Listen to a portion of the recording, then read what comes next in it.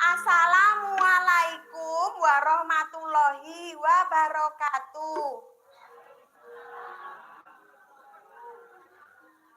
Kabeh entuk pahala. Aku ya entuk. Bapak Ibu sing do jawab salamku ya entuk. Entuk pahala, kabeh entuk pahala. Alhamdulillah. Kasarasan kawilujengan mirah rejeki panjang yuswa saha mukti bagya mulya mugi tansah tumanduk jinangkung kajiwa kasalira dhateng panjenengan sedaya. Allahumma amin. Ingkang dadi guru mugi-mugi munggah pangkate mundhak bayare. Ingkang dadi bidan Mugi-mugi kathah ingkang tiyange ingkang bayen. Ingkang dados dokter Mugi-mugi kathah ingkang tiyang ingkang nyontekke. Ingkang dados tambal ban Mugi-mugi kathah ban jeblok.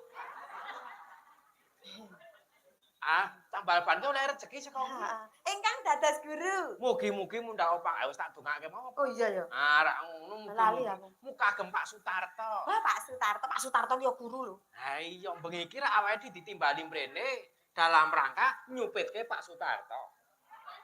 Apa? Ora ya. Nyupitke Pak Sutarto mboten. Ya napa? Kok kebeneran aku ya kepengin delok. Delok apa? Ajare disupitke. Mbiyen ki tau supit. Oh, ora suwe ra dienggo terus peper. Terus supit meneh.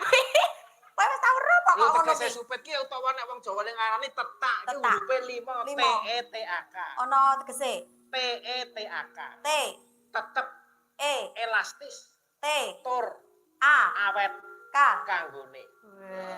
Tetep elastis tur awet kanggone. Sampean ki saiki pinter aja ning aja ning pom metik. Aku ki mletik saya ra ditepasi mletik meneh aku.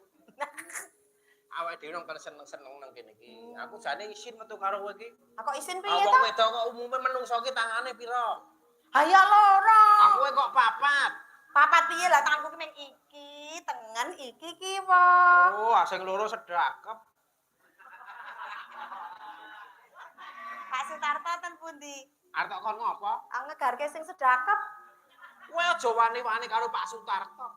Pak Sutarto ki piyai sing pinunjul kagungan pusaka sing Jawata kang aran tumbak Kanjeng Kyai Terong Waja. Kuwi yang tumomo. Yang bisa ngejelake sing jenenge tumpuh jalma. Ora cengenges. Aja arep ngene karo aku. Pak Sutarto ki jarene apa? Apa? Ngejabke putrane. Putrane asmane mau sapa? Asmane sapa? Asmane Mas sapa? Mbak Siti Kholifa karo Mas Dani Sapril Lako. Sari Lako. Oh, Lako.